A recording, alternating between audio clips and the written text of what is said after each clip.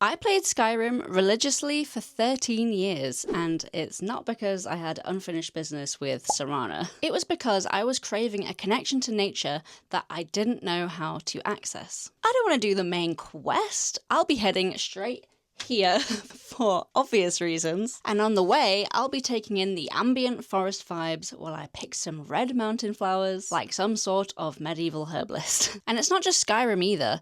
I've sunk countless hours in games like Minecraft, Fable, and most recently Subnautica. I'm really pushing the boat out. It's not the action that keeps me coming back.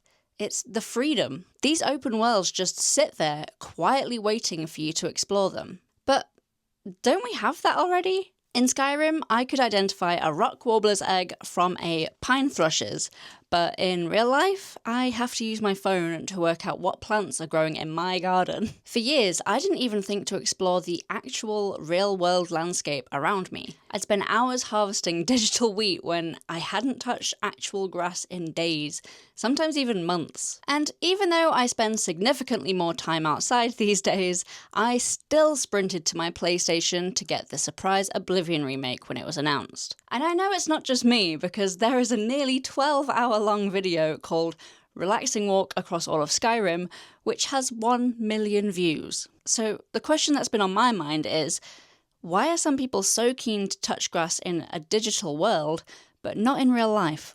What makes these virtual landscapes so compelling that I didn't even think to explore the real ones?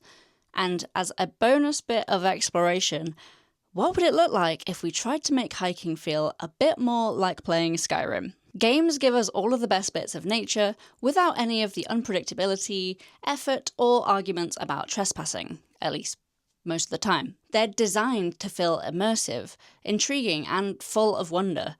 You've got ambient sound design, the rivers flowing next to your path in Skyrim, the gentle footsteps and villager noises in Minecraft.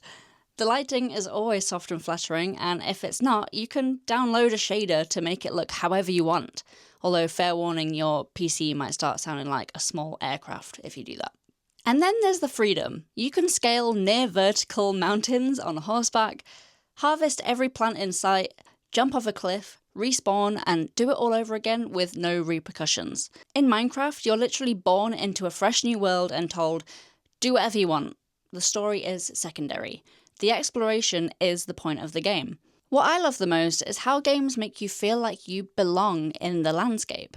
You're not just passing through. You're a part of the world. You build homes out of the trees you grew and tame wild horses and learn where you can find certain materials.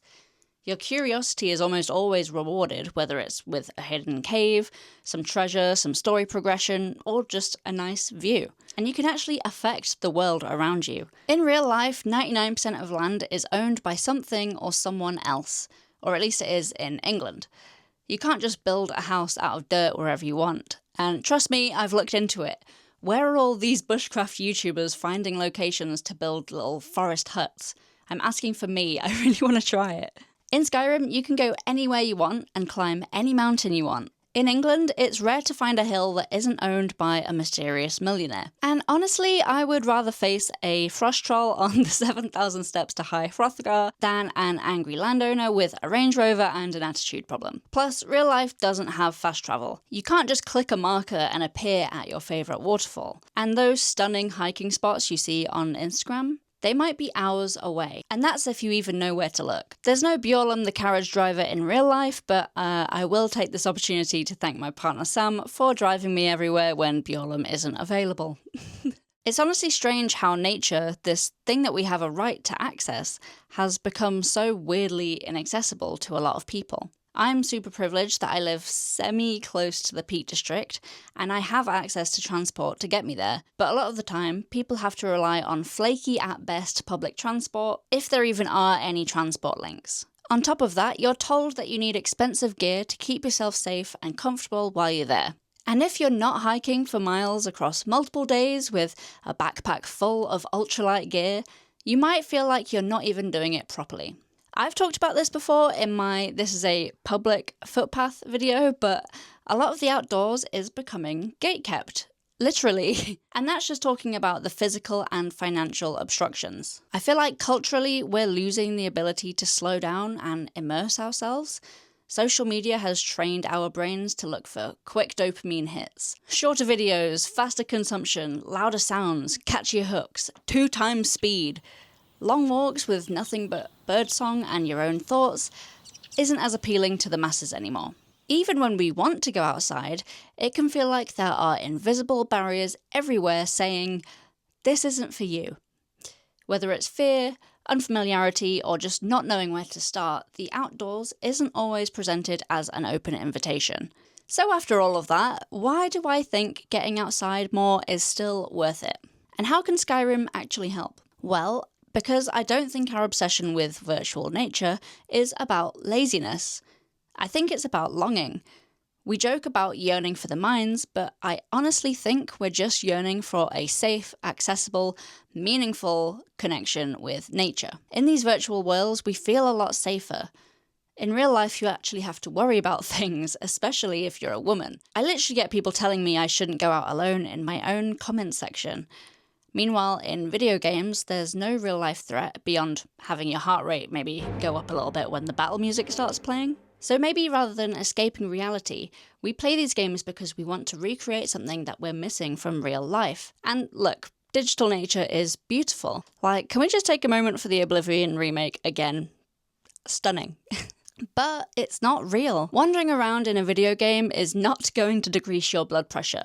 At least in the long run. It won't show you the way the trees shift in the wind or how animals interact with the landscape. It won't fix your sleep, lower your stress, or reset your circadian rhythm like real sunlight and greenery can. You're not going to get that connection to the outdoors no matter how long you spend playing. But let's say you don't care about the health benefits. Fair enough. If you've ever clicked on one of those Skyrim ambience and music videos like me, I guarantee that the real thing will feel just as relaxing if you find the right spot, probably even more so. Here's the thing though, I'm not trying to persuade you to give up playing video games. I'll still be loading up Skyrim for my annual replay, and I don't blame you for doing the same. So, instead of choosing between games and the outdoors, maybe we can take what we love about one and bring it into the other. What if we gamified hiking a bit?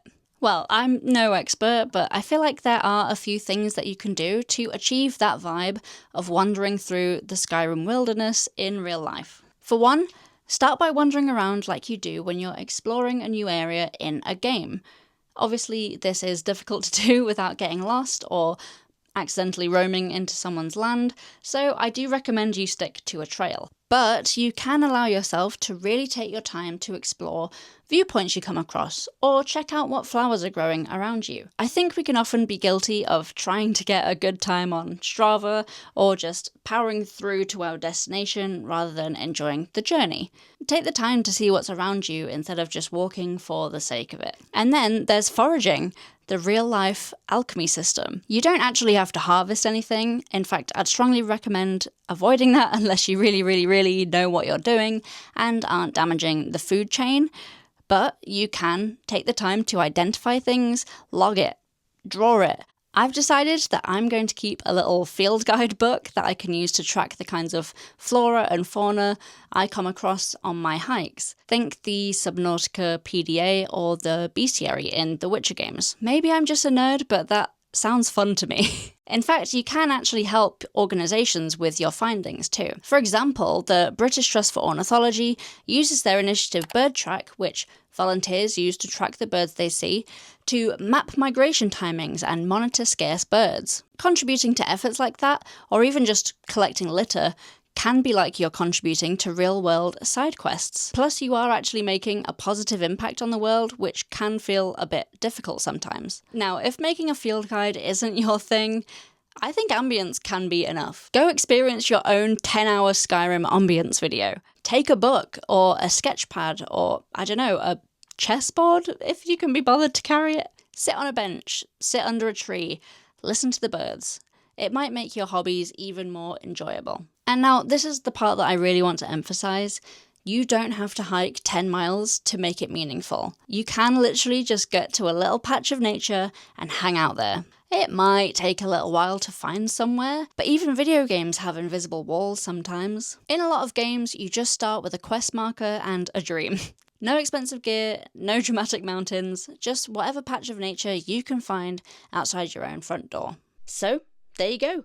I've just given you a tiny little quest to touch grass in real life. I kinda can't believe that after all of this time of playing as the main character, I've just been reduced to NPC quest giver, but you know what? As long as I'm encouraging someone to get outside, I'll take it. Plus, I still have this cool sword, so. If you are ready to give the real thing a try, I'd recommend watching my video all about how I actually find beginner-friendly hiking trails, which I'll link down below in the description. Let me know if this made you want to log off and go frolicking in a forest somewhere. Like I said, this is pretty different from my channel, but I'm a multifaceted human being with varied interests, damn it. Anyway, thank you patrons, and thanks for watching.